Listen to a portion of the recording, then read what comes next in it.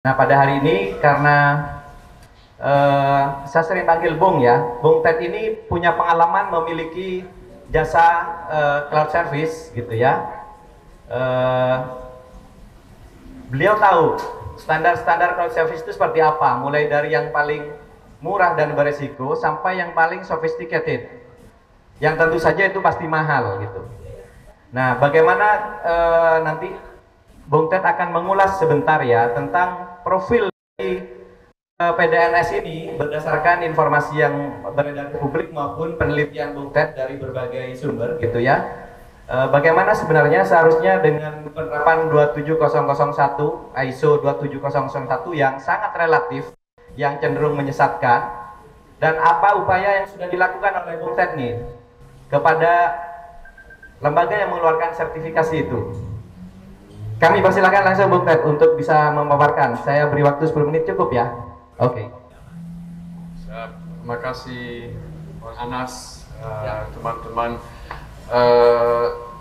Sedikit latar belakang tentang saya. Pada tahun 2015 saya mendirikan perusahaan cloud dan cyber security di Indonesia, dan saya telah membantu ratusan klien untuk membangun cloud dan juga mengimplementasikan cyber security.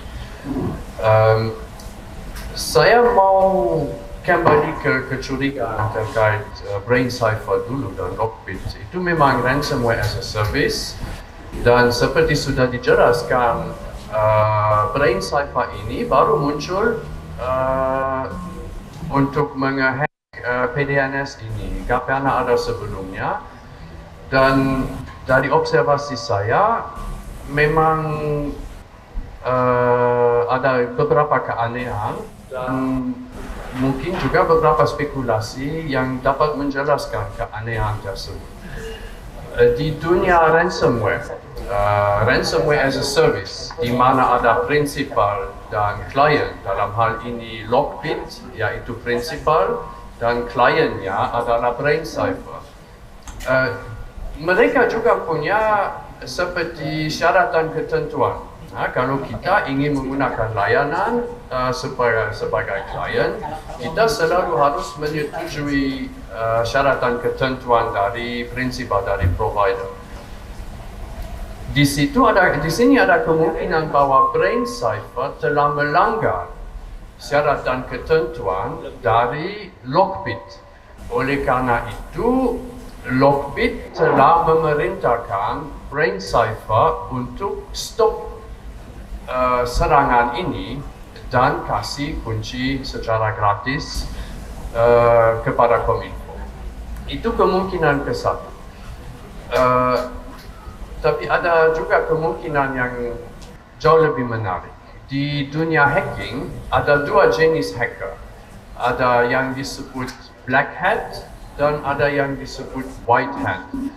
Black hat hacker adalah hacker yang jahat, yang mau menghancurkan sistem, menyebabkan kekacauan atau mau mendapatkan uang secara ilegal. Jadi ransomware biasa masuk dalam kategori black hat hacking. Tapi di sini saya melihat ada kemungkinan bahwa BrainCipher ini adalah white hat. Adalah white hat dari dalam Kominfo atau lingkungan Kominfo. Kita sudah tahu bahwa kepemimpinan di Kominfo memang kurang kompeten dan sombong, mulai dari Pak Menteri ya. Dan tepuk tangan dulu ya. Tapi di Kominfo dan di lingkungan Kominfo, misalnya di Telkom Sigma, di Telkom, di seluruh lingkungan PDNS, ada juga banyak orang baik, orang yang kompeten. Ada feedback. Ada orang yang kompeten, orang baik. Di sini ada kemungkinan bahwa dari dalam ada banyak yang sadar bahwa keamanan PDNS sangat tidak sesuai. Dan mereka mungkin telah mengajukan saran atau pengaduan kepada kepemimpinan untuk memperbaiki cyber security, untuk melakukan backup secara tepat, untuk mengimplementasikan ISMS yang sesuai. Tapi mereka ditolak, ya, para pemimpin yang sombong gak mau menerima komplain dari staff. Ya, di situ ada kemungkinan menarik bahwa Brain Cipher ini adalah inisiatif dari staf atau orang dalam untuk memaksa para pemimpin tidak kompeten dan sombong untuk melakukan cyber security yang cepat. Ya? Karena memang ransomware seperti ini, serangan seperti ini bisa jadi di masa depan dan menyebabkan kerugian yang jauh lebih besar. Sekarang mungkin upaya ini sudah berhasil, ya? Dan cyber security di cloud pemerintah, di PDN akan dilakukan secara sesuai. Dan mungkin beberapa pemimpin yang tidak sesuai akan digantikan. Udah dimulai. Ya. Jadi itu adalah kemungkinan yang sangat menarik. Tapi yang pasti adalah Brain Cipher ini bukanlah hacker ransomware biasa. Saya sudah terlibat dalam investigasi pasca ransomware banyak kasus, gak pernah seperti ini.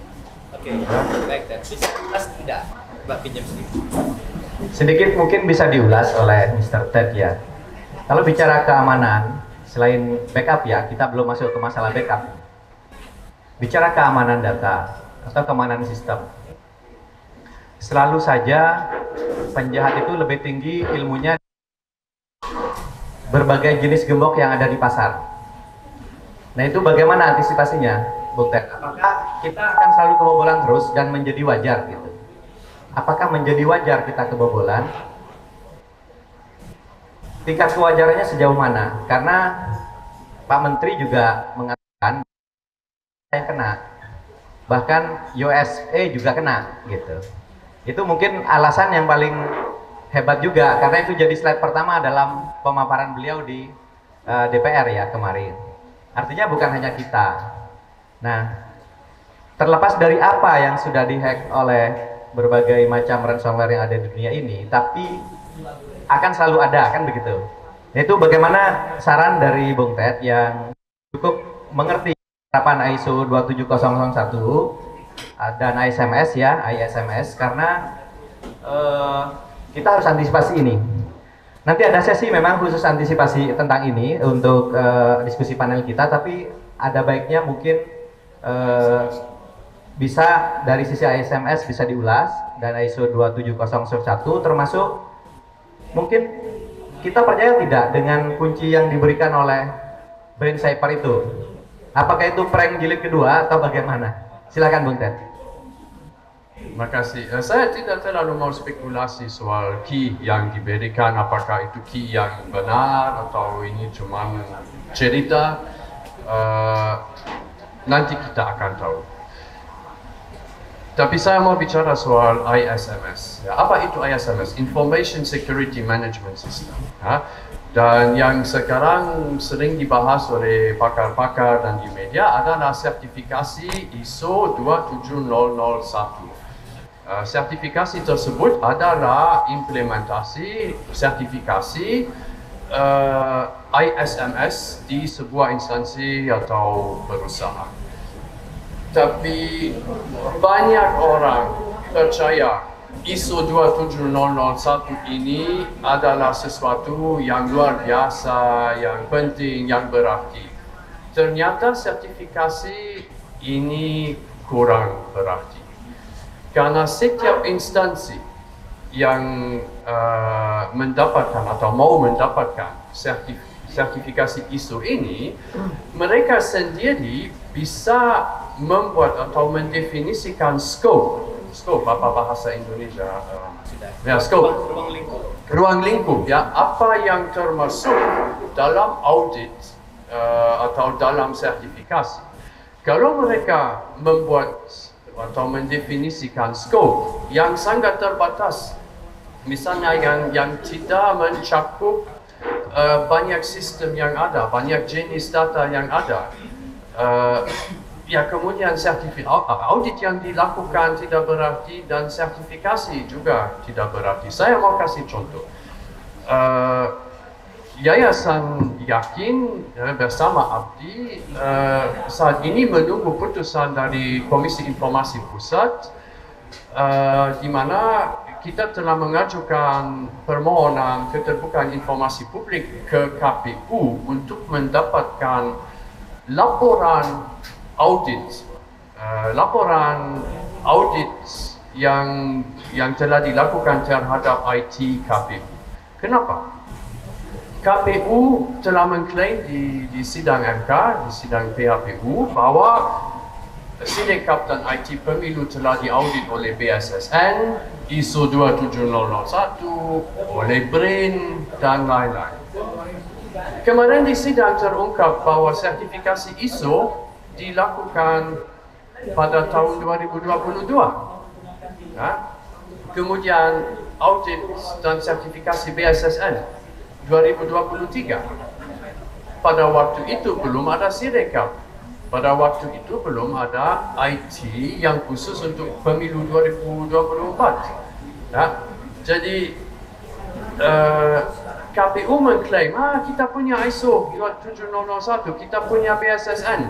Tapi ternyata itu tidak benar sama sekali. Dan untuk mengetahui apa yang telah diaudit, dengan cara apa? Apakah mungkin termasuk audit langsung dalam sistem atau cuma audit terhadap SOP-nya? Itu semua kita bisa melihat di dalam laporan audit. Jadi kalau ada instansi atau perusahaan yang menunjukkan saya punya sertifikasi ISO, saya punya sertifikasi ini dan ini, jangan percaya, itu tidak berarti. Yang harus dilihat adalah scope, ruang lingkup dari sertifikasi dan dari audit yang telah dilakukan. Dan itu hanya bisa dilihat dalam laporan audit sebenarnya. Saya dan tim saat ini berencana untuk juga menggunakan jalur KIP, keterbukaan informasi publik, untuk mendapatkan semua informasi terkait insiden ini. Semua laporan dari BSSN, dari Kominfo, semua investigasi yang telah dilakukan, karena memang Kominfo sangat tertutup terkait informasi soal insiden. Anas telah menyebutkan salah satu upaya yang kami telah melakukan, yaitu permohonan kepada BSI.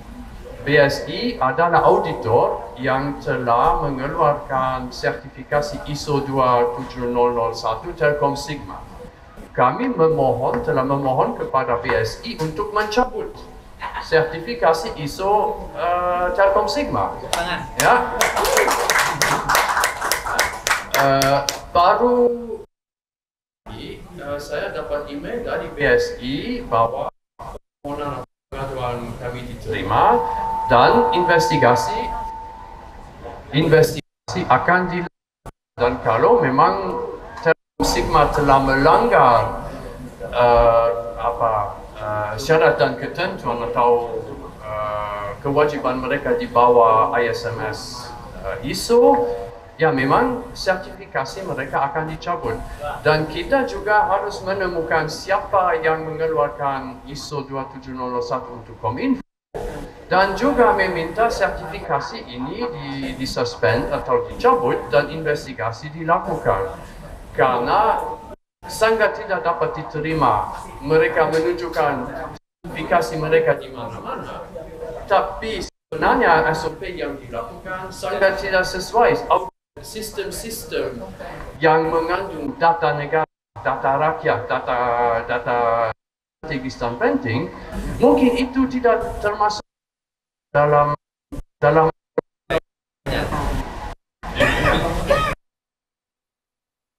hanya sebuah lembaga atau instansi, kementerian atau perusahaan mendapatkan sertifikasi ISO 27001, objek apa yang disertifikasi?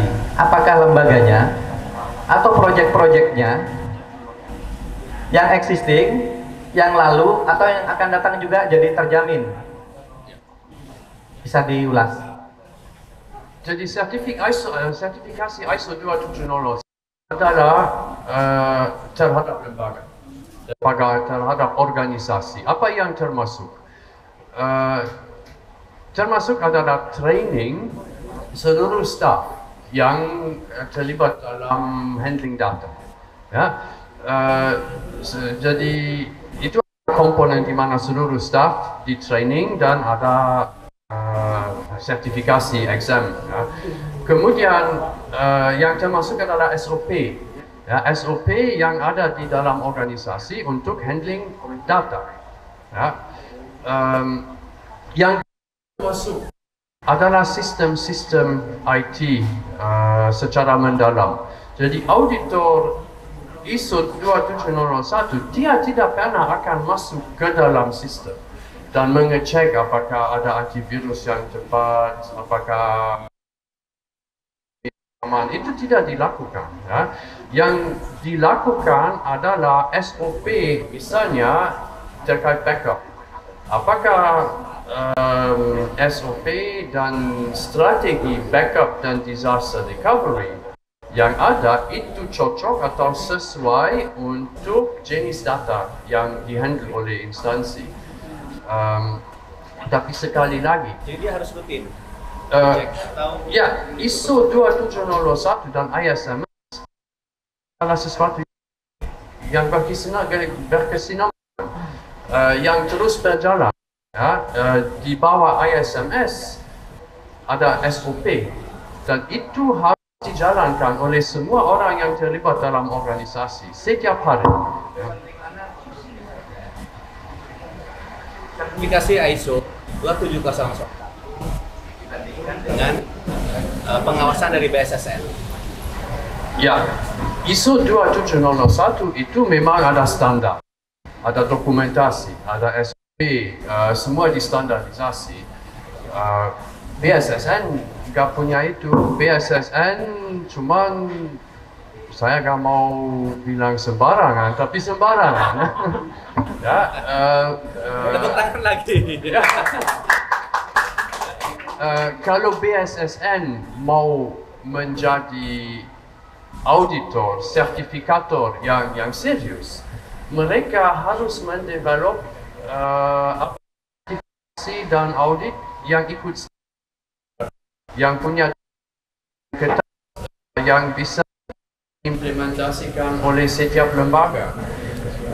Saat ini mereka jauh dari, saya bisa melihat mereka jauh dari ISO. Oke. Sesi ini saya rasa cukup dari pemateri ya. Jadi kita sudah melihat kenapa ini sistem bisa bobol. Ternyata cukup dengan ilmu yang sedikit yang karena menggunakan ransomware as a service. Jadi ada platform yang mereka pakai. Akhirnya mereka hanya dengan sedikit ngulik saja sudah bisa nembus. Ditambah lagi dengan bocornya dokumen ke Scribe. Scribe itu sebuah tidak berarti. Ya.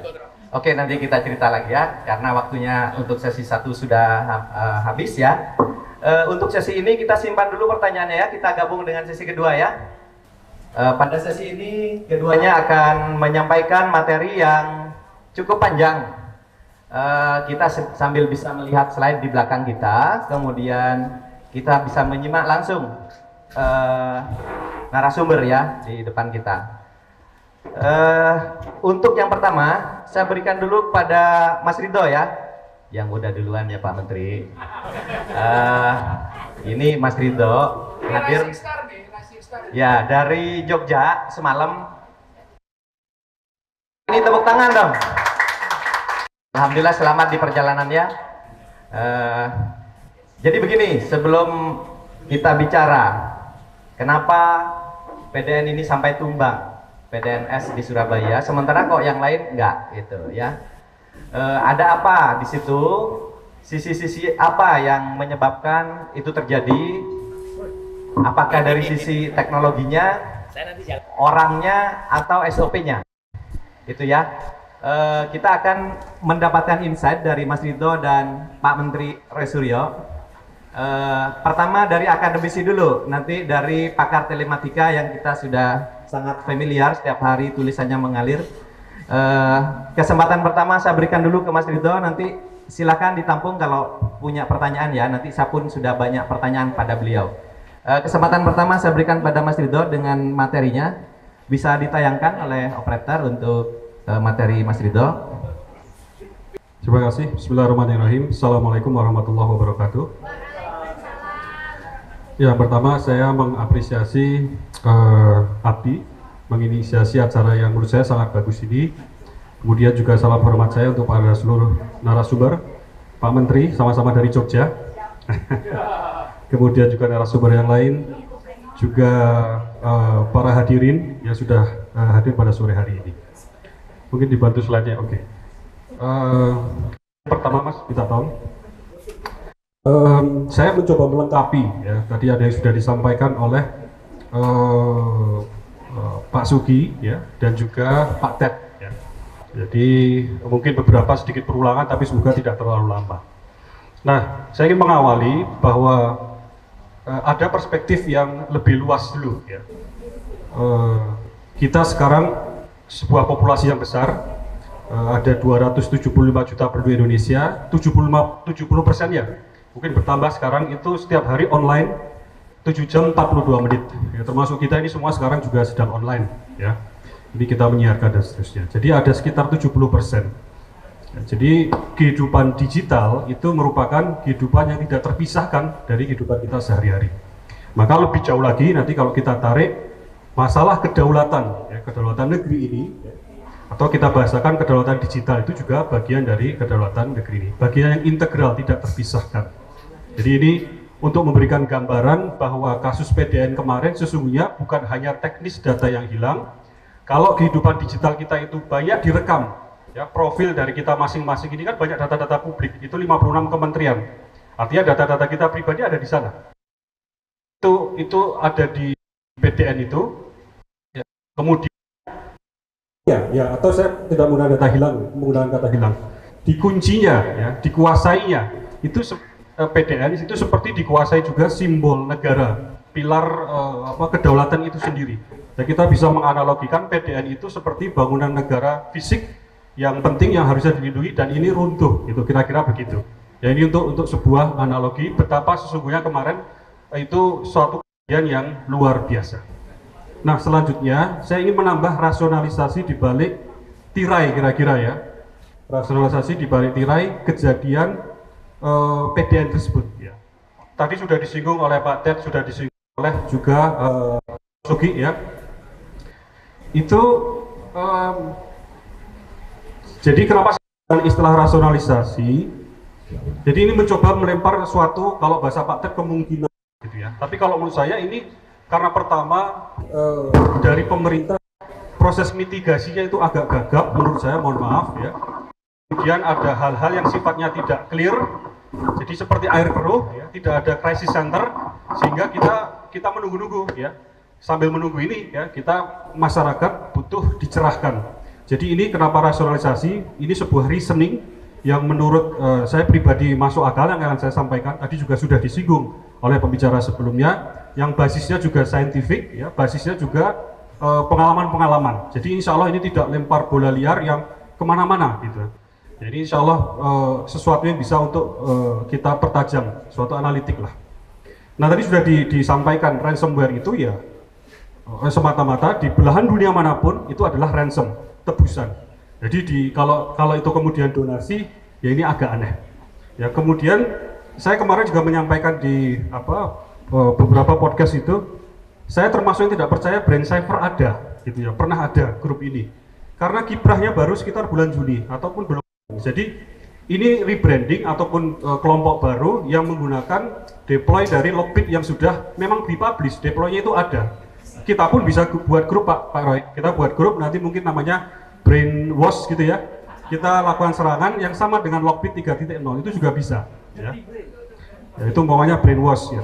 Ini artinya sesuatu yang janggal sejak awal. Kemudian kemarin kalau kita masih yang lama Pak, masih ya. Kemudian kalau kita mengamati rapat kerja Komisi 1 dengan Kominfo, dengan BSSN, dengan Telkom, itu nampak ada kebingungan yang luar biasa, sehingga mereka lempar tanggung jawab. 3 jam itu membahas siapa yang seharusnya backup, sangat tidak produktif. Ya, jadi betapa ada gap kompetensi, ini harus ngapain tidak tahu, sehingga diskusinya di seputar-seputar itu. Nah kemudian coba merangkum kejanggalan yang diumumkan oleh Brain Cipher dari minta tebusan katanya 8 juta dolar, ini tebusan tidak lumrah ya. Dari 700 studi ransomware itu rata-rata 247.000 US dollar tebusan. Tiba-tiba 8 juta. Hanya ada 2 kemungkinan, ini adalah serangan target. Jadi bukan serangan ransomware yang masuk ke jaringan, umumnya kan dia masuk jaringan dan dia tidak tahu ini ada di mana. Yang mengasih tahu adalah broker ataupun orang dalam lah, insider. Ini data pemerintah Indonesia, harganya sekian, ini berharga sekali. Oh ya, saya jual 8 juta dolar. Itu kemungkinan kecil. Ya, jadi kalaupun ada 8 juta dolar itu yang targeting. Jadi sejak awal sudah aneh, 8 juta dolar itu terlalu besar. Rata-rata 247 US dollar. Jadi sejak awal sudah aneh, ditambah keanehan lagi, tiba-tiba mereka berbalik ingin memberikan secara free, secara cuma-cuma, bahkan membuka kotak donasi, ya. Kotak donasi dengan Monero, dengan kripto. Ya. Di pertengahan itu saya sempat saking penasaran gitu ya, saya email saja, kan ada alamat emailnya.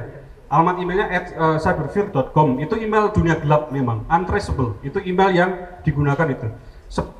Untuk email itu saya buat juga Pak di cyberfear.com gitu, supaya sama-sama dikira kalau hacker sesama hacker kan mungkin ada pengertian begitu kan. Saya buat saja, saya email 3 jam 4 jam dibalas. Lucunya dibalas dengan link menuju dark web. Ya, saya klik itu .onion kan, isinya adalah pernyataan yang viral itu Pak, yang pertama. Ya, itu jadi saya dapat kira-kira 6 jam sebelumnya lah, besoknya kemudian viral.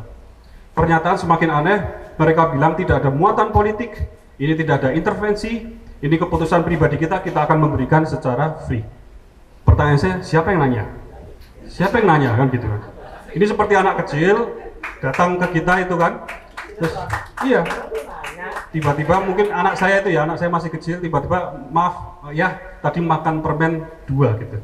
Ini kan mengakui kesalahan, membuka tabir yang kita nggak tanya kan gitu. Jadi semakin jagal. Kemudian kalau saya ya, ini sesungguhnya Brain Cipher siapapun itu, kalaupun ada ya, itu sudah dibayar. Itu pertama. Siapa yang membayar adalah orang yang memesan. Siapa yang memesan ini adalah orang-orang kelompok higher profile dengan profil politik yang tinggi, kemudian juga bukan politik yang tinggi adiluhung ya, tapi elit-elit tertentu lah ya. Kemudian punya kemampuan finansial, yang punya kepentingan terhadap data-data tertentu, yang takut data-data tertentu tersebut kalau publish akan berbahaya bagi mereka. Karena sebagian besar ditargetkan untuk dicuri, dihilangkan. Sebagian besar kan ini akan habis masa jabatan, jadi butuh landing yang smooth, yang namanya harum lah sepanjang masa besok gitu. Jadi ini yang mencoba meminjam namanya Brain Cipher yang baru tadi, yang kiprahnya baru oleh Prof Sugi tadi, baru pertengahan Juni, betul. Saya juga cari sekitar itu saja. Kemudian, nah ini yang penting ya, ransomware itu biasanya menggunakan jasa initial broker. Initial access broker untuk membuka pintu menuju sistem, bukan pintu fisik ya, pintu menuju PDN. Karena mereka tidak ingin ketahuan, tidak, ilmu mereka juga bukan fokus di sana, ilmu mereka. Jadi inisial itu bisa jadi memang orang jaringan bisa. Kedua yang paling mudah ya, itu melakukan social engineering ya, memanfaatkan kealpaan dari admin-admin yang di sekitar PDN. Dia mungkin ngeklik undangan pernikahan, mungkin ngeklik ya itu pengalaman mungkin ya kita ngeklik update dari PDF software dari Microsoft segala macam. Atau ketiga, insider ya. Nah ini bisa, ini yang menurut saya lebih masuk akal, insider. Jadi inisial brokernya adalah orang dalam, ordal tadi, membukakan pintu, masuklah yang Brain Cipher, kalaupun ada itu ya, pokoknya masuk dia, kemudian deploy atau istilah teknisnya dia install Lockbit 3.0, terenkripsilah. Nah, gitu.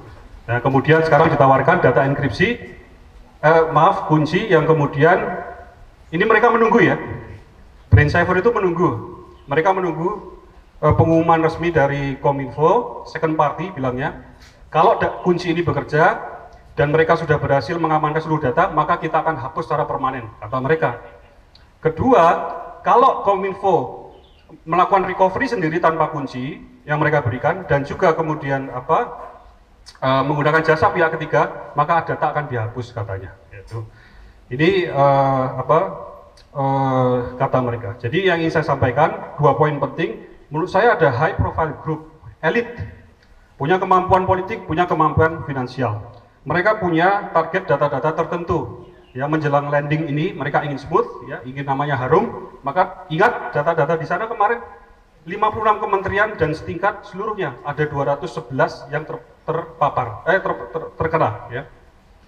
Setahu saya Bawaslu di sana, ya, bisa kita nalar ya. Berarti pelanggaran pemilu ada di sana. Ada kemudian Kemendagri belum bersuara, tapi kalau iya data-data ada di sana. Ya, ini sebagai contoh Bapak Ibu sekalian, di saat bersamaan, di hari-hari yang sama, dipublish di website bocoran data itu yang menjual, bridgeforum.st itu, data-data Inavis, data-data BIN, data-data BAIS, data-data Polri. Data-data Polri, mohon maaf, baru berumur 20 Juni 2024 sudah dijual di sana. Data-data BAIS itu kemarin podcast di tempat Bang Refli, Bang saya download sampelnya ada nama Bang Refli. Lagi demo di sini satu paragraf yang dibahas ini dan seterusnya. Ini untuk gambaran, itu data seperti itu banyak sekali di PDN. Ya, itu. Baik, selanjutnya Mas. Nah, ini sebuah alternatif ya supaya forum ini atau saya gitu ya dikira tidak hanya komentator. Ini ada sebuah alternatif solusi, ini bukan satu-satu solusi, tapi berbicara pada skop PDN saja. Yang ingin kita propose adalah teknologi blockchain. Ini pernah kita propose, saya pernah propose presentasi ini di depan KPU Pak, komisioner, 2 komisioner waktu itu ya. Tentang blockchain, e-voting menggunakan blockchain, bisa menghemat pemilu hingga 90 triliun gitu waktu itu. Tapi blockchain ini istilahnya, ini gambarannya, visualisasi, data center atau pusat data itu tidak sentralistik hanya di satu tempat ya, tapi kita taruh di banyak tempat. Jangan untuk dibayangkan ini ukurannya sama-sama besar ya, tidak sebesar satu PDN, ini bisa saling komplementer ukurannya. Jadi setiap ada data ya, data dari kementerian, umpamanya Kementerian Dalam Negeri, Kementerian A, Kementerian B, itu disebar, kopinya semua sama, itu desentralistik. Kemudian ketika ada perubahan yang diusulkan, harus atas persetujuan konsorsium seluruhnya ini. Kalau ada ini ingin dirubah, ya, kalau ini tidak menyetujui, maka tidak dapat diubah. Ini aman sekali. Jadi backup bukan lagi isu, ini by nature sudah backup, desainnya. By nature sudah ada backup, setiap data ada semua sini. Dan kita taruh di pulau-pulau yang terpisah seperti ini. Ya. Dan ini kalau ada satu kegagalan di sini, ya, kalau ada satu kegagalan di sini, ini tinggal dikonekkan, ini tinggal dikonekkan dan seterusnya. Ini desentralisasi konsep blockchain, ya. Kemudian dia nature-nya adalah immutable, memang tidak semua data itu tidak bisa dihapus. Yang ada bisa perubahan. Jadi data yang berubah pun masih bisa dilihat versi lamanya. Jadi sangat transparan. Ya, jadi ini bisa diadopsi gitu ya untuk wacana pusat data ke depan. Nah, isunya mungkin di masalah kecepatan, lebih murah atau lebih mahal, tapi ini bisa dijawab dengan solusi yang teknis ya. Ya, kalau kecepatan saya pikir untuk website provinsi dan kabupaten kota ya di host saja di masing-masing pulau sehingga jauh lebih cepat. Jadi ini jawabannya pun juga sesungguhnya tidak kemudian kita jawab lebih lambat, tidak juga. Banyak solusi-solusi yang sifatnya teknis bisa jadi alternatif untuk mempercepat. Lebih murah atau lebih mahal, kalau pengalaman saya loh ya, ini pengalaman saya, ini untuk dipertajam lagi, itu sebenarnya bisa jauh lebih murah ya. Bisa jauh lebih murah. Apalagi kalau mendengar anggaran PDNS itu triliunan, pemeliharaannya 700 miliar per tahun. Artinya sehari 1,9 miliar untuk memelihara PDNS yang tidak punya backup itu. 1,9 miliar Pak. Jadi kita bisa merawat itu sambil umroh bolak-balik naik private jet itu.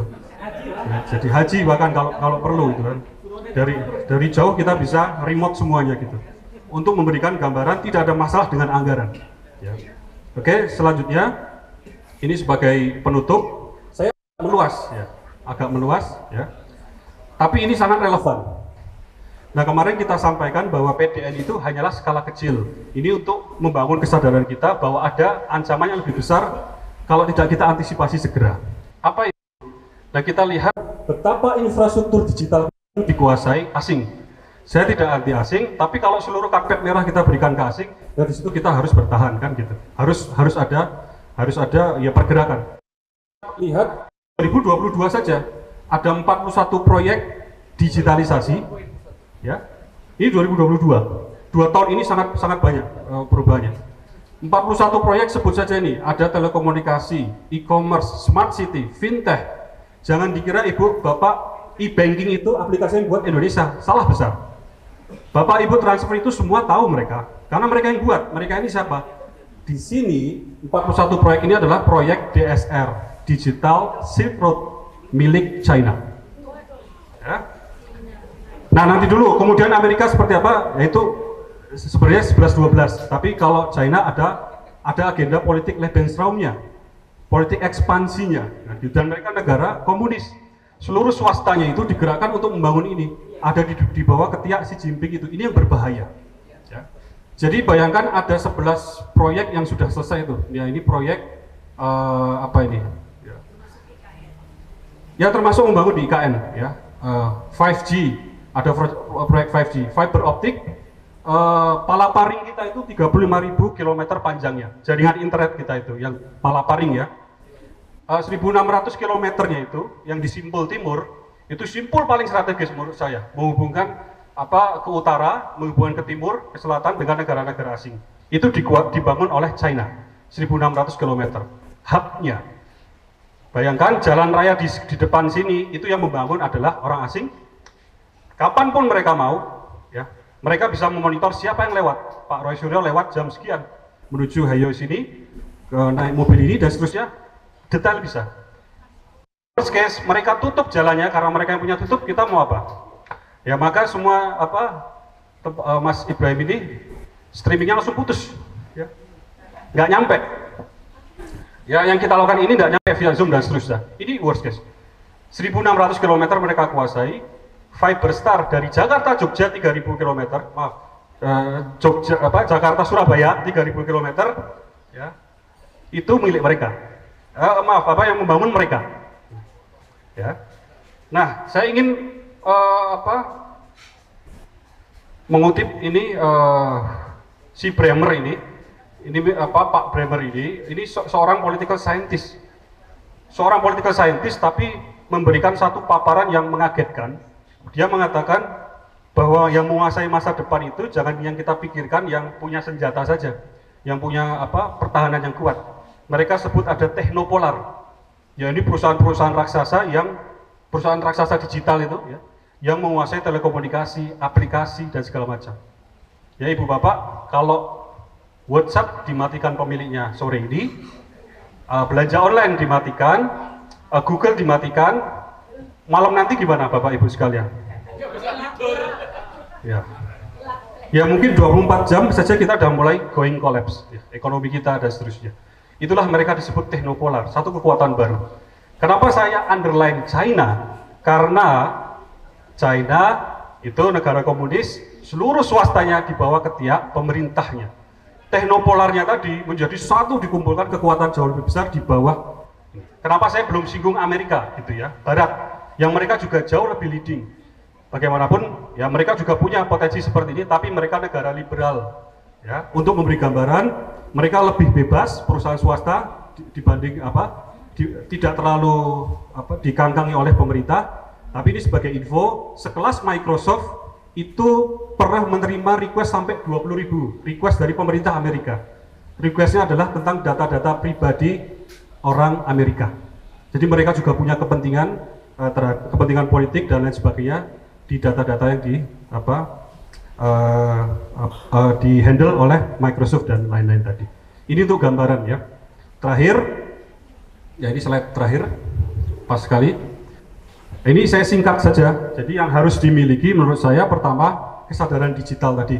Ya Ibu Bapak, kita belum bicara artinya kita sekarang seperti tech expose, telanjang saja ya. Judi online kita nomor 1 dunia penggunanya. Ada 178 juta user online. Ya semoga tidak ada yang di sini ya, salah satu ya akunnya ya. Nah itu judi online, pornografi, anak-anak kita terpapar pornografi 90% ketika usianya 11 tahun. Ya, pornografi, Ibu Bapak. Dan lain sebagainya. Belum lagi homogenisasi budaya dari berbagai macam sosial media yang tidak ada pengawasan, sehingga anak-anak kita mungkin kemudian joget-joget tidak karuan. Terus menunggu bis dan truk itu sampai ketabrak kan, saya meninggal kan, hanya untuk konten dan lain sebagainya. Jadi kita perlu bangun pertama kesadaran digital di tengah keluarga. Ya. Ini juga harus ada literasi digital yang baik. Kemudian infrastruktur digital yang vital, jalur internet menurut saya mau tidak mau harus dikuasai 100% oleh Indonesia. Pusat data harus dikuasai 100% oleh Indonesia. Asing bagaimana yang ingin membuka usaha di sini? Silakan comply dengan aturan kita. Pusat data di sini. Tidak boleh keluar dari batas NKRI. Nah ini infrastruktur. Ya. Kemudian aplikasi-aplikasi ini ya sosmed, chatting, belanja online yang penting-penting yang kritikal itu harus yang sesuai adab kita, kebutuhan kita dan yang membangun peradaban kita. Ya bukan yang merusak. Contohnya WhatsApp itu kalau mau bisa kita buat yang membangun, Bu. Contohnya kalau anak-anak mengirim kata-kata mohon maaf ini, kata-kata anjir gitu ya. Itu nanti bisa tersensor. Jadi Assalamualaikum Bapak Ibu apa kabar? Dengan AI kan bisa kita buat seperti itu. ASS WRWP terkirim Assalamualaikum Bapak Ibu dosen mohon waktu untuk bimbingan dan seterusnya. Menghindari salah paham, mengajari anak-anak kita untuk santun, membangun peradaban. Kita bisa membuat chatting dengan basis AI seperti itu. Ya, contohnya. Kemudian yang harus dilakukan, tadi yang harus dimiliki ya, tentu harus ada political will dari pemerintah dan DPR. Karena undang-undang dan peraturan sangat kita butuhkan. Bayangkan ada undang-undang yang terintegrasi. Saat ini masih berjajaran UU ITE, pelindungan data pribadi dan lain sebagainya ya, itu masih berjajaran dan studinya saya lihat tidak integral, tidak jadi satu. Bayangkan ada undang-undang, peraturan presiden, peraturan menteri yang mengatur seluruh kehidupan digital kita. Chatting itu bolehnya pakai aplikasi ini karena sudah sudah memenuhi beberapa spesifikasi. Belanja online kita 401 triliun nilainya tahun 2021, tapi 90% produk asing. Harusnya belanja online bolehnya 90% jual produk dalam negeri dan seterusnya. Nah itu semua diatur oleh ini. Harus ada political will dari pemerintah dan DPR. Yang terakhir, ini paralel, kita tentu tidak bisa menunggu, dan termasuk forum sore hari ini adalah inisiatif dari society. Kampus-kampus, kelompok-kelompok, masyarakat, komunitas, ya. Kita adakan forum ini. Kemarin tadi saya usul ke Mas Anas, kalau bisa kita ke DPR setelah ini, Komisi 1 menyampaikan ini, ya, sampaikan bacakan gitu ya. Ya. Nanti dibacakan hasil itu, tentu Pak Menteri harus datang ya, ini simbol kita juga kan. Jadi harus ini, kemudian kita sampaikan poin-poin tadi. Harapannya lah, ya kita nggak tahu, tapi kita bagian dari society yang punya inisiatif tersebut. Kampus-kampus harus turun ya. Kampus-kampus harus menginisiasi, berpikir juga bagaimana mencetak mahasiswa yang tidak hanya teoritis ya, tapi bisa praktis lebih banyak, bisa membuat sesuatu ketimbang hanya tahu sesuatu ya, secara banyak, tapi bisa membuat aplikasi-aplikasi, bisa mengamankan server dan segala macam ya, dan lain sebagainya. Hackathon ya, sayembara software itu perlu kita inisiasi sebanyak-banyak. Demikian sebagai pemantik, saya kembalikan. Assalamualaikum warahmatullahi wabarakatuh. Assalamualaikum warahmatullahi wabarakatuh. Apa yang disampaikan Mas Ridho, pointernya sudah sangat jelas dan kita akan bawa ke Komisi 1 ya, nanti kita mengusulkan pointer-pointer, nggak mengusulkan nama menteri, biar mereka mikir sendiri siapa menterinya. Oke, langsung saja Pak Roy ya. Pak Menteri Roy Suryo, semoga jadi menteri lagi ya Pak. Tapi tunggu saya dan Mas Ridho jadi presiden kali. Baik, ini Pak Roy materinya banyak ya. Langsung Pak Roy, saya berikan mikrofon seluas-luasnya 20 menit Pak. Terima kasih Mas Anas. Assalamualaikum warahmatullahi wabarakatuh. Ya, kalau Mas Ridho ini barusan atau lagi anget-angetnya menjadi politisi, saya mantan politisi. Kalau mantan politisi itu malah bisa lebih keras Mas, karena nggak ada beban, ya gitu. Oke, Materi bisa dimulai? Oke, baik.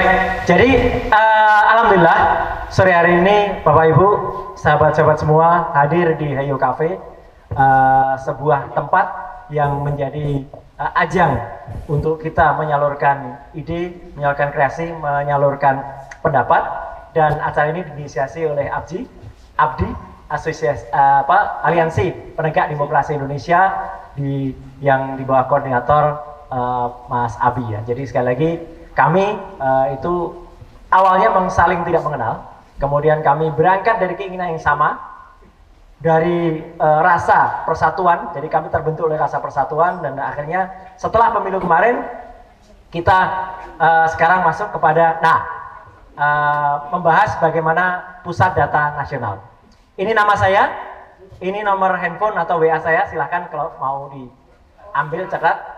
Insya Allah akan selalu di reply, meskipun mungkin agak terlambat ya, itu kadang-kadang, tapi 4 kali 4 16 ya, cepat tidak cepat pasti dibalas. Nah, itu.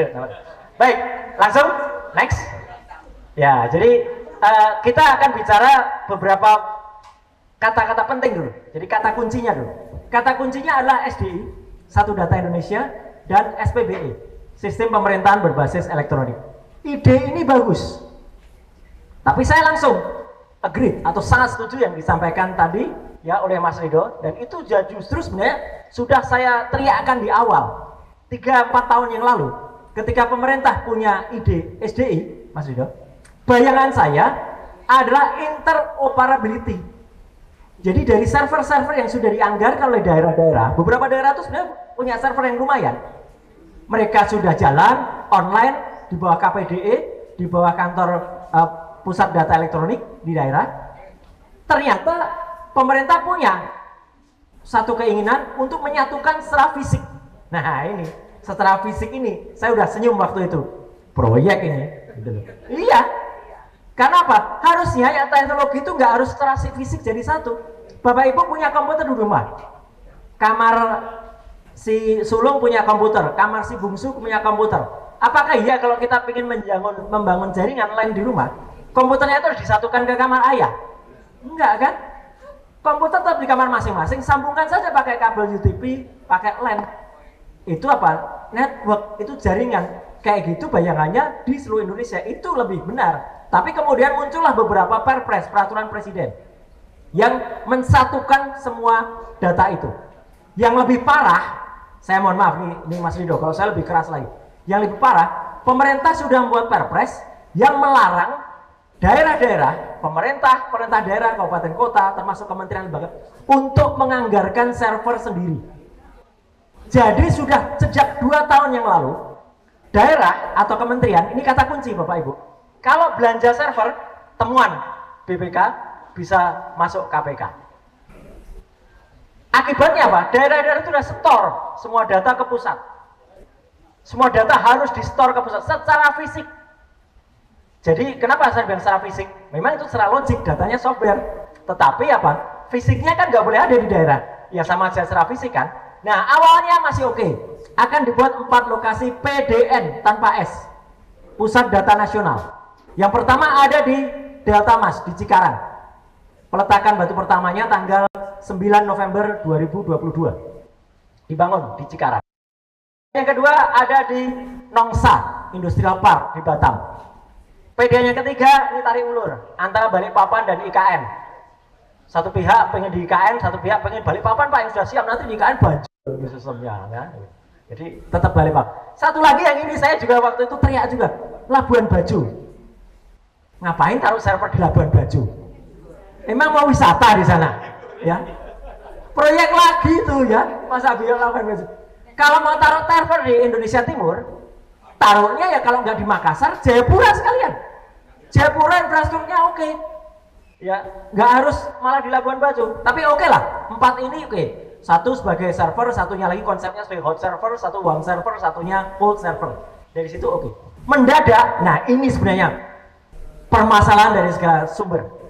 Nanti Pak Petrus Celestinus saya harapkan untuk kemudian mengulas ya. Tiba-tiba ada yang ingin itu diresmikan tanggal 17 Agustus besok. tahun lalu. Ini kata kuncinya ini, kausa primanya. Terus terang saya nggak boleh suudon. Apakah yang ingin yang di atas sono itu, atau menteri baru yang ingin carmuk kepada atasannya? Jadi supaya bisa diresmikan tanggal 17 Agustus 2024, sewa solusinya. Inilah yang disebut Komisi 1 bodoh, maksudnya. Jadi bukan menyelesaikan ini, mempercepat, karena memang nggak mungkin selesai, karena targetnya 2 tahun. Bangunannya aja belum selesai kalau kita ke Cikarang. Masa masih di lepo semennya, masih di taruh komputer di situ, ya kotor nanti komputernya. Gitu. Enggak, tapi tiba-tiba malah nyewa. Nah, dengan nyewa ini kemudian saat yang masuk sudah bisa diperkirakan. Mana sih perusahaan Indonesia yang bisa comply itu? Ya hanya 2. Yang satu Lintas Harta atau Indosat sekarang, yang satu Telkom yang sudah mengakuisisi Sigma Caraka. Itulah yang ada di Surabaya. Yang ada di Serpong milik Lintas Harta ini di bawah standar. Jadi dia tier-nya tier 3. Arti tier itu adalah standar dalam bahasa Inggris. Dia di bawah standar TIA, Technological Industrial Association. Itu juga standar yang lain yang tadi disampaikan oleh Pak Ted, ISO 27001. Jadi semuanya katanya ISO 27001, tapi yang ada di Serpong ini tier 3, yang ada di Surabaya ini tier 4. Maka data lebih banyak 282 klien termasuk semua kementerian dan pemerintah daerah taruh di Surabaya. Hacker tidak menyerang yang ada di Serpong. Nah ini kecil 3, ya kan? Taruh tier 4. Lanjut, next. Nah, kita bisa lihat sekarang. Ini adalah gambaran proposal yang disampaikan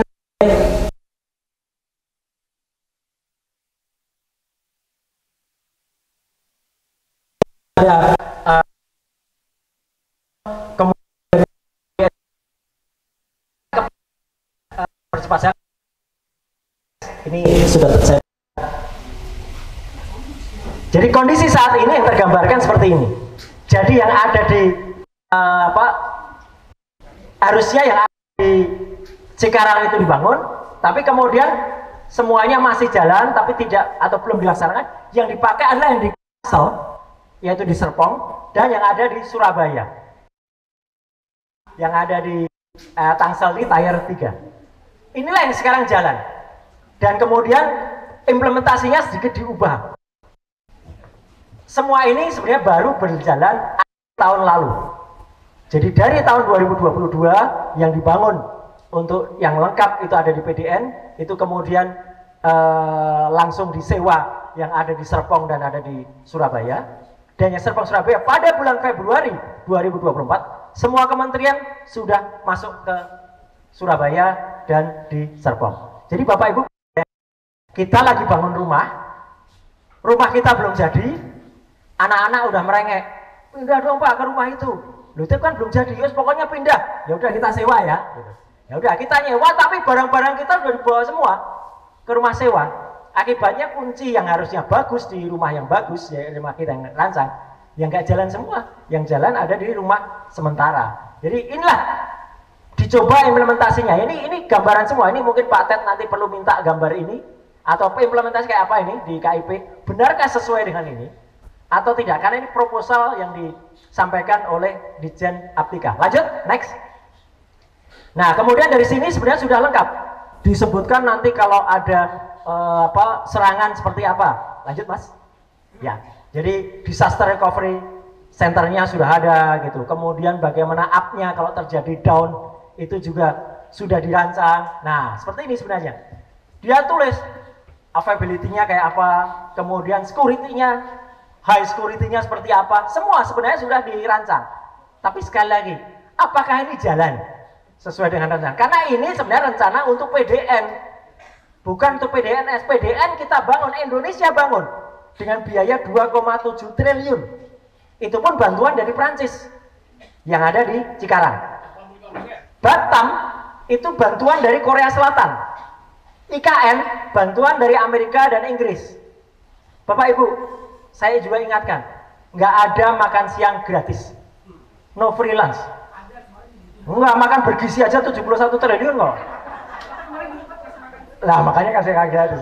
Jadi nggak akan ada makan siang gratis. Emang makan siang gratis? Tadi yang disampaikan Mas Ridho tadi, China dengan Silk Road-nya, itu apakah gratis juga? Enggak, kita juga bayar. Tetap bayar, udah bayar, data kita dicuri lagi. Ya, jadi udah parah pokoknya. Nah, lanjut. Oke, jadi artinya akhirnya kita coba sekarang pemenangnya yaitu Telkom Sigma yang dulu PT Sigma Caraka itu proposalnya kayak apa gitu ya. Kenapa dia bisa menang? Nah, kita perlu lihat. Data-data ini A1 semua ya. Jadi ini saya ambil langsung dari websitenya masing-masing. Jadi ini bagian dari Telkom, kemudian bisnis coverage-nya ada, kemudian juga milestone-nya mulai dari PT Sigma Caraka sampai dengan sekarang, dan produk dan servisnya ada. Saya tidak concern ke sini, yang saya concern adalah slide selanjutnya. Lanjut. Nah, ini saya banyak ngasih PR ke Pak Ted. Ya, gitu. Ini Pak Ted. Ini katanya ini sertifikasi semua ini. Katanya 68.917 service certification. Wah, hebat. 95 network certification bla bla bla bla bla, tapi proteksinya pakai Windows Defender. Bapak Ibu, kalau kita beli komputer itu kan pakai Windowsnya kan beli kan? Mulai dari Windows 8 aja, kita kan sekarang udah Windowsnya 10 ke atas. Mulai dari Windows 8 kita dapat gratis itu Windows Defender. Masa sebuah sistem yang sangat mahal dengan perusahaan yang hosting yang sekian sertifikasi luar biasa ini menggunakan proteksi Windows Defender. Itu kan menurut saya ya sama sekali nggak masuk akal juga gitu loh. Artinya sebuah perusahaan, apalagi kalau kita lihat nanti banyak sekali yang nggak masuk akal. Lanjut, next. Nah, jadi artinya apa?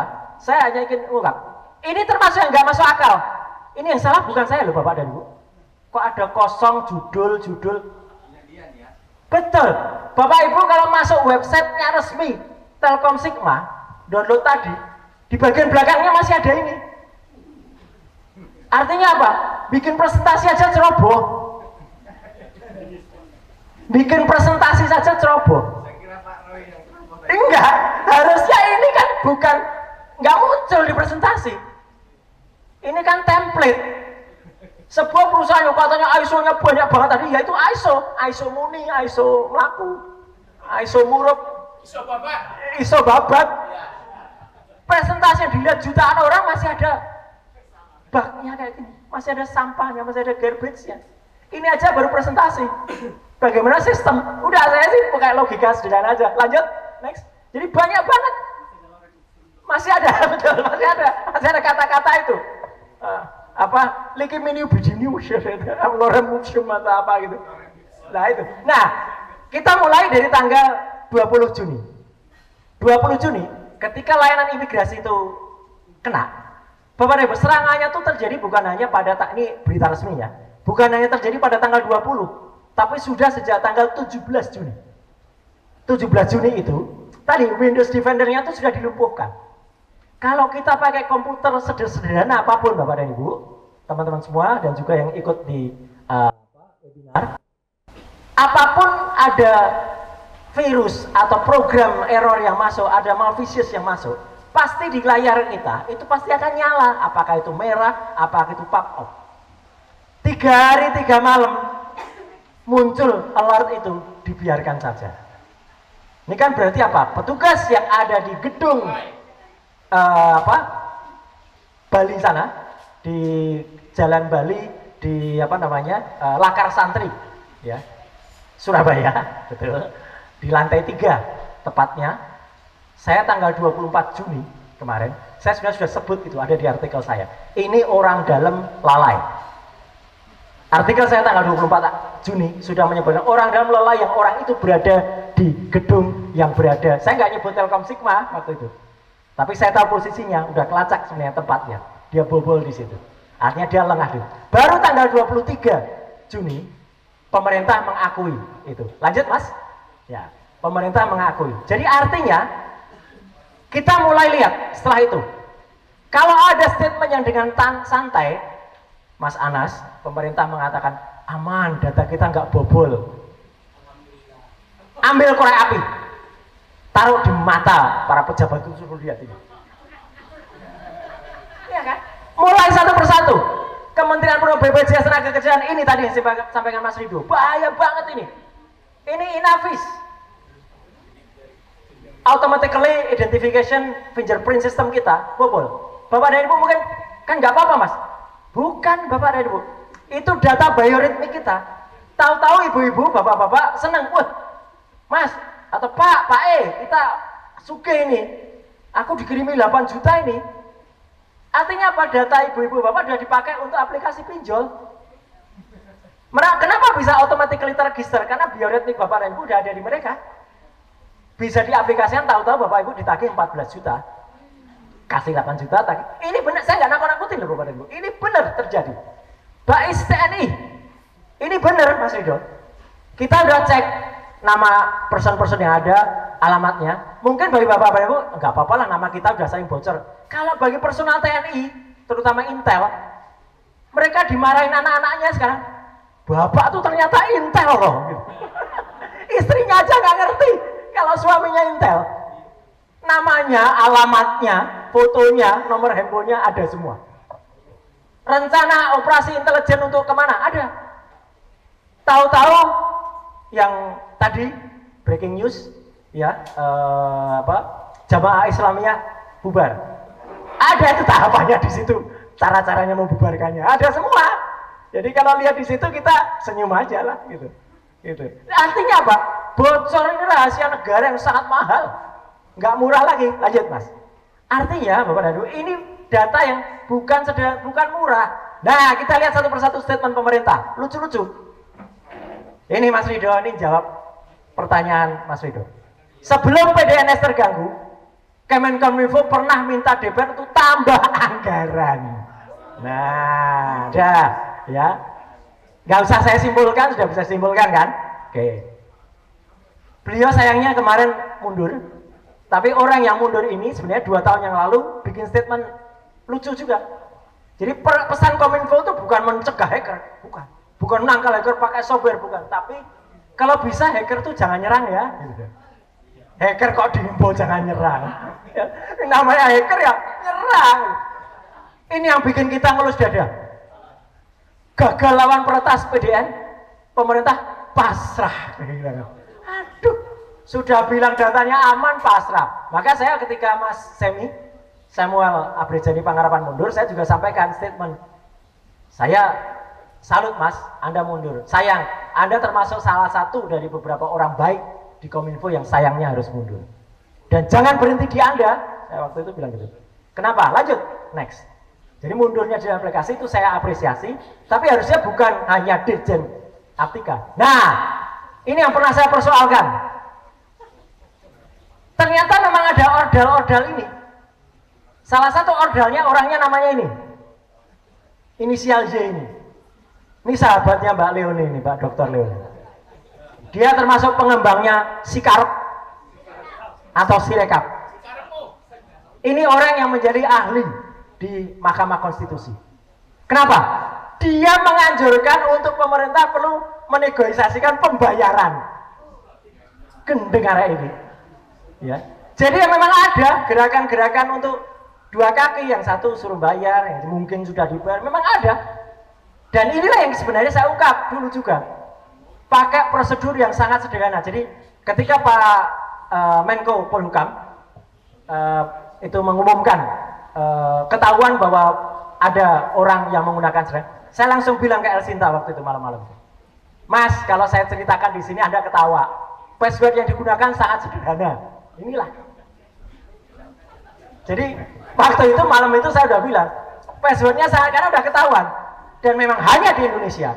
Hacker minta maaf. Tapi menterinya enggak, ya. Kan enggak pernah ada kata-kata dia minta maaf. Lanjut, next. Nah, ini mulai masuk ke bagian-bagian terakhir. Jadi supaya kita anget aja, saya ingin mantik-mantik diskusi aja. Nah, ini termasuk hal lain yang sekarang lagi ramai atau lagi heboh. Beberapa waktu sebelum PDN ini direntas, ya, salah seorang yang namanya ini, DPA inisialnya, namanya ini itu sebenarnya sudah mulai nawarkan data-data ini pada akhir tahun 2022 yang lalu. Ya, kok hilang? Nah, dihack sama si Diki ini. Jadi artinya apa? Artinya data itu sudah ada yang bocorkan dulu keluar. Kan dahsyat. Artinya apa? Artinya ya banyak cara yang dilakukan. Dibocorkan dulu, ada yang nyuruh bayar, ada yang tiba-tiba bayar mungkin. Ya nggak mungkin lah gratisan, ya kan? Ada yang sudah menyediakan supaya kenapa kalau itu sudah dibayar, toh datanya sudah keluar. Kerugian dari meskipun kita berhasil tarik kembali, katanya kita tarik kembali, sebenarnya nggak pulang juga. Data itu sudah ada di luar. Pencuri kalau masuk rumah bapak-bapak, ibu-ibu, apa ya rela masuk terus lihat komputer, bagus komputernya ya, tak kunci aja deh. Ya nggak mungkin, dia pasti bawa USB flash disk atau hard disk portable, copy semua datanya baru dikunci. Nah, jadi artinya akses ini pun sudah diberikan, dan ini ada dokumennya, akses tuh pusat layanan sementaranya sudah ada. Jadi pusat data nasional sementaranya pun sudah diberikan sama dia beberapa bulan sebelum. Dan itu di up, lanjut mas, di up kita bisa lihat di script. Jadi artinya kita bisa, dan ini terbuka, artinya kan orang bisa nonton semua. Nah ini, meskipun sekarang sudah dihapus, tapi nama dia ada jelas. Form dia untuk minta akses pun ada. Jadi kan konyol banget. Artinya orang ini minta resmi. Minta data-data ini. Kenapa dia bisa gitu? Ya jelas, dia pernah kerja di Kominfo, pernah kerja di Lintas Harta, pernah kerja di Icon, pernah kerja di BSSN juga lah ya. Celaka atau ini. Artinya orang dalam yang memang pernah di mana-mana, ada videonya sih, tapi udahlah saya nggak usah tampilin videonya. Lanjut, next. Nah, jadi Bapak dan Ibu, apakah hanya berhenti sampai di sini? Dengan melihat ini, statement dari orang yang brain saver ini atau pihak ini, kemudian yang kemudian dikatakan tadi oleh Pak Sugi, betul? Bahasa Inggrisnya bahasa Inggris Google ini ya, gitu. Jadi bahasa Inggrisnya ngaco, ya. Apakah dia percaya ini memang orang luar negeri beneran? Nah itu kita lagi sampaikan analisisnya. Karena apa? Karena ada tanda-tanda yang memang sangat-sangat aneh. Tapi at last but not least, lanjut mas. Nah, yang ingin saya sampaikan, kita tidak hanya berhenti di situ. Kita sekarang jadi olok-olok minister, giveaway minister. Tapi ini sebenarnya kebodohan ini, terus terang ini kebodohan, Bapak dan Ibu. Itu sebenarnya tidak dimulai pada tanggal 27 Juni juga. 21 Juni itu ada hal yang menurut saya bodoh, konyol, lucu yang dibuat oleh akun resmi Kominfo. Di atasnya itu sebenarnya ada akun resmi Kominfo. Dia maksudnya membuat selamat ulang tahun untuk Pak Presiden. Tapi waktu itu benar saya kaget. Begitu saya buka, ulang tahun ternyata. Coba Bapak dan Ibu kalau nggak lihat kata-kata, lihat gambar ini apa? Iya kan? Dan ternyata bikin ucapan saja konyol. Akhirnya apa? Yang lebih konyol lagi, dihapus tanpa ada pernyataan apa-apa. Jadi dihapus gitu aja. Padahal ini udah viral juga sebelum dihapus. Jadi bikin ucapan ulang tahun saja nggak bisa, sama template, orang kaget semua kan? Gitu. Ya lanjut, next. Nah, simpulannya. Nah, jadi tidak bisa kita menolak ya. Ini Pak Rido senyum-senyum, Pak Ted senyum-senyum. Ya. Karena beredar juga kayak gini loh, ini fakta masyarakat, masa kita tutupi? Enggak dong. Saya sudah mau pensiun, tolong hapus data 10 tahun terakhir. Nggak tahu siapa yang ngapus, siapa yang bilang yang orangnya nggak kelihatan sih. Ya. Beres bos, data sudah saya lenyapkan pakai hacker bayar. Nggak tahu juga, nggak kelihatan sih. Kalau ada yang tahu siapa entah ya, bukan saya yang ngeluarin, saya nggak keluarin orangnya. Ya gitu. Kalau ini jelas, gitu. Nah itu, jadi artinya kalau saya sih bilang Indonesia itu harus mau bertanggung jawab. Lanjut mas, next. Nah udah foto mas. Nah, ini barang bukti. Nah, ini barang bukti yang lain. Saya tidak mengajarkan pornografi di sini, Bapak dan Ibu. Ini adalah jejak digital dari seseorang yang namanya ini. Siapa ini namanya? Siapa ya dia ya? Lah ya itu. Lihat postingannya dia. Ini postingan dia resmi 2 tahun yang lalu, 28 Juli. Ya, Garuda di nggak tahu itu di mana, ya. Gitu. Terus ya, terus candaannya sama sekali tidak berkelas. Ya, dan ini jejak digital yang nggak bisa dihilangkan. Maka benar-benar at last but not least, betul Mas. Lanjut, next. Saya setuju dengan apa yang dilakukan oleh SafeNet, yaitu kartu merahkan Budi Ari. Nah, sekian, terima kasih. Wassalamualaikum warahmatullahi wabarakatuh. Terima kasih, saya kembalikan.